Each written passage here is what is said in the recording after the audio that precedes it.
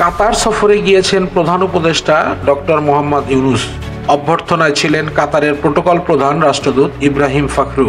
অভ্যর্থনা জমকালো, হাসিমুখ, সম্মান সবই ঠিক ছিল, কিন্তু সমস্যা একটাই, ছবিতে দেখা গেল বাংলাদেশের জাতীয় পতাকা অনুপস্থিত।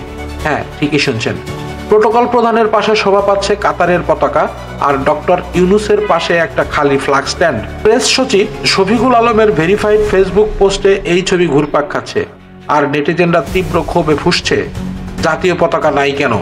প্রশ্নটা একেবারে বাজিয়ে উঠছে ডিজিটাল অঙ্গনে। এ দায় কার? কাতারের প্রোটোকল টিমের ঘোর গাফিলতি, নাকি আমাদের দূতাবাসের নজরদারির অভাব?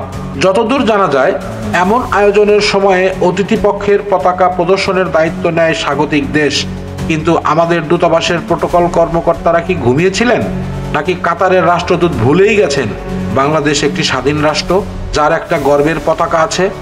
জাতীয় পতাকা শুধু এক টুকরো কাপড় নয়, এটা একটা দেশের অস্তিত্ব, অহংকার, আত্মার প্রতীক। এমন এক সফরে যেখানে প্রধান উপদেষ্টা দেশের প্রতিনিধিত্ব করছেন, সেখানে এই পতাকার অনুপস্থিতি নিঃসন্দেহে জাতির জন্য অপমানজনক।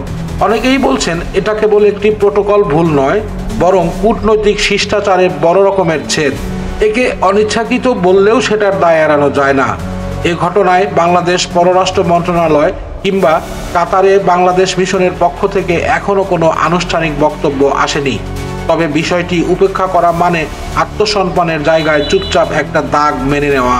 সফর সফল হোক, সেটা আমরা সবাই চাই, কিন্তু বাংলাদেশের পতাকা থাকবে না, এটা তো ভাবতেই কষ্ট লাগে। আশা করি কাতার ও বাংলাদেশের সংশ্লিষ্ট কর্তৃপক্ষ এই ভুলের দায়ভার বুঝবে এবং ভবিষ্যতে এমন লজ্জাজনক পরিস্থিতি যেন আর না ঘটে সে ব্যবস্থা নেবে।